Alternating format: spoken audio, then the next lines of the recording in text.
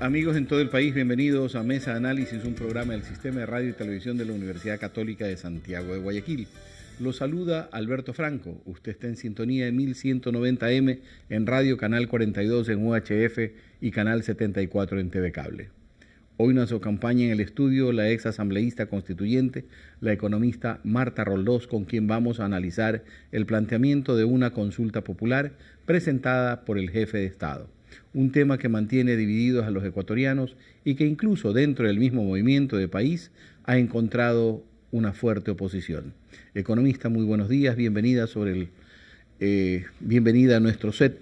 Vamos a conversar sobre este tema que precisamente concita la atención en todo nivel, pero vamos a tratar de hacerlo dentro de un plano netamente como lo manejamos desde este canal académico.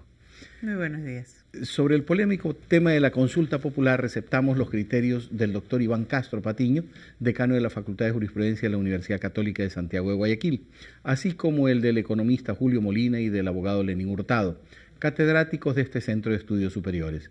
Escuchemos sus comentarios y luego sobre estos hablaremos con la economista Marta Roldós.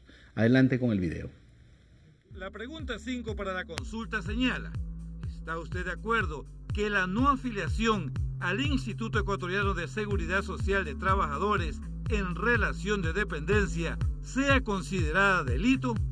Y que como abogado que se ha dedicado mucho tiempo a la defensa de los trabajadores, he visto en muchas ocasiones que no se pueden jubilar, no pueden tener una prestación médica, no pueden tener absolutamente nada como consecuencia de la mora patronal que resulta multimillonaria solamente en la provincia del Guayas, rebasa los 30 millones de dólares de mora patronal y sigue creciendo. Entonces, la única alternativa, creo, frente a todo lo que se ha realizado hasta ahora, es la penalización. Entonces, eso es una medida, creo, apropiada, pero es una reforma legal solamente, no tiene por qué ir a una consulta popular.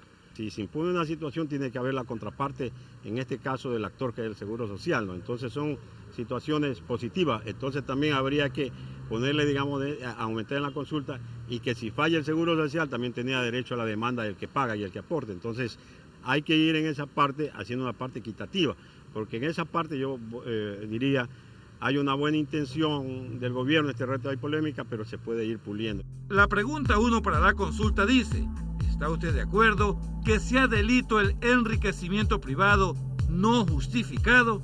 Plantear el tema le parece muy oportuno al abogado Lenín Hurtado. Así como un empleado público tiene que justificar qué patrimonio tiene al ingresar al servicio público y qué tiene al salir de él, igual el sector privado, ¿cómo es que uno ha logrado un incremento patrimonial tan significativo sin que haya justificación en los ingresos reales que declara, si haya justificación en la actividad que desarrolla? Así que, por lo tanto, justamente para ir atacando el enriquecimiento ilícito y sobre todo el lavado de activos, que es un tema muy actual en este país, yo creo que es correcto esa posibilidad. El doctor Iván Castro Patiño añade que algunas de las preguntas se relacionan con temas de secundaria importancia. No me atrevería yo a juzgar la subjetividad del presidente de la República. Lo veo que es un hombre empeñoso, inteligente, trabajador y que está tratando de hacer el bien al país. Lo que tiene que tener es buena asesoría, suficiente buena asesoría como para que las cosas se hagan respetando la Constitución y como para que las soluciones que se den no sean exclusivamente soluciones de carácter legal. Definitivamente los puntos de vista exhibidos por los tres distinguidos invitados, el economista Molina, el doctor Hurtado y el doctor Castro, plantean puntos de vista sobre temas menos políticos, digamos, hasta cierto punto más técnicos en el campo legal o en el campo económico, como es el tema del IES. Esa es la apreciación y la posición de muchos. ¿Usted piensa que realmente estos de aquí son netamente legales? A ver, yo quisiera decirle que esas son las preguntas gancho. Esta es una consulta, a mi juicio, yo le diría que en su globalidad, inconstitucional y además fraudulenta. Y aquí hay un manejo que yo quisiera aclarar. Se trata de decir que quienes hemos protestado por la no constitucionalidad de las preguntas de la consulta, no queremos que se le pregunte al pueblo, que como si consideráramos menos al pueblo. Y no, todos los otros caminos que la propia Constitución plantea, entre el artículo 441 al 444 termina en una consulta al pueblo. El problema es cómo se les pregunta.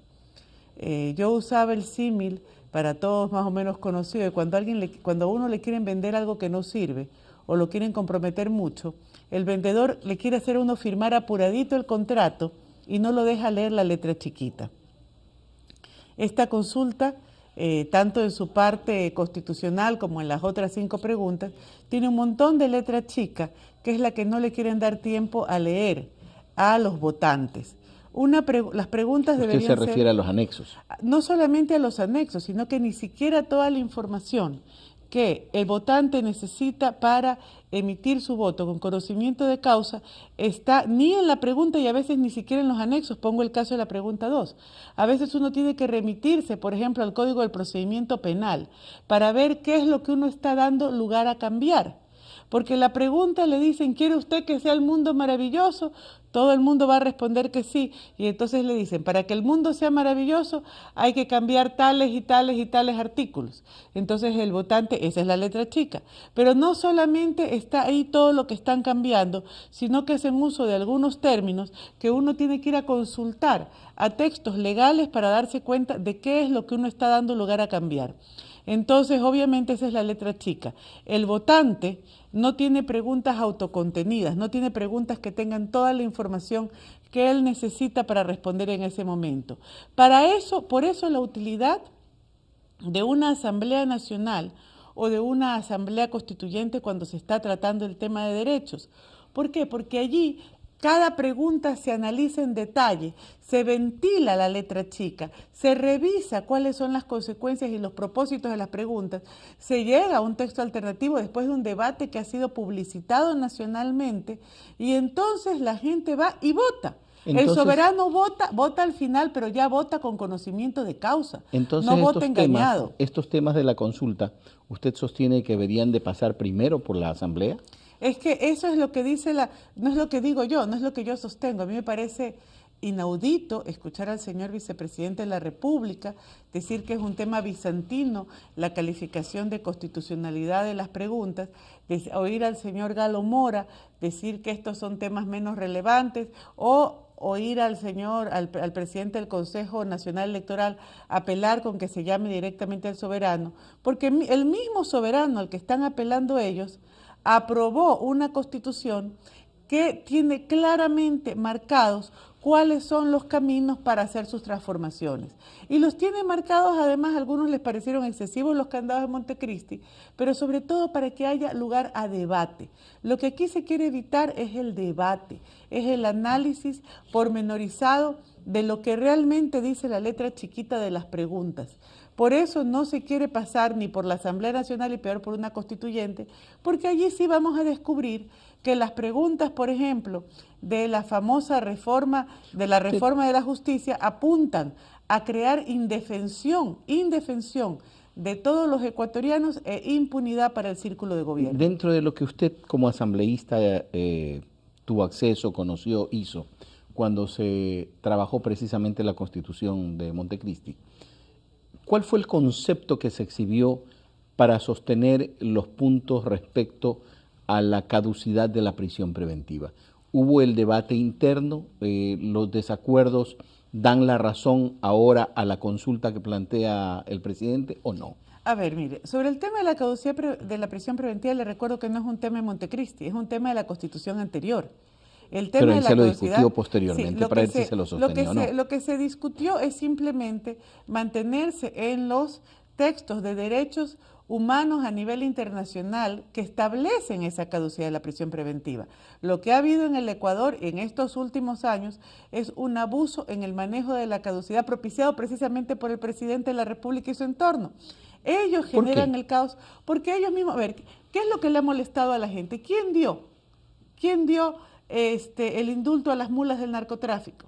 Pero ¿no le parece justo que personas en esas circunstancias No, el problema es ya hablando liberadas? De pesos y demás. A mí me parece que aquí ha habido un doble discurso todo el tiempo por parte del presidente de la República y por parte de su entorno cercano. Entonces, aquí yo creo que hay que estar aclarando cuál es el principio en derechos humanos el principio fundamental es la libertad. El artículo 3, ya no de la Constitución del Ecuador, de la Declaración de Derechos Humanos de Naciones Unidas, que nos dimos después de haber salido del horror de la Segunda Guerra Mundial, después de haber salido del Holocausto. En el artículo 3 consagra el derecho a la libertad. Y más adelante consagra además el principio de la presunción de inocencia. Eso no es la Constitución de Montecristi, es un documento mucho más alto, la Declaración de Derechos Humanos. Cuando usted está presumiendo además la presunción de inocencia, significa que usted no puede perder la libertad porque usted haya sido imputado de un delito porque se presume que es inocente. La prisión preventiva siempre ha sido un mecanismo de excepción a la, a la presunción de inocencia, que parte de dos criterios. De aquellos momentos en que se presume que la persona puede ser un riesgo de fuga, como en el caso del comecheques, por ejemplo, que puede intentar fugar, o en el caso que se presume que la persona sea un gran peligro para la sociedad.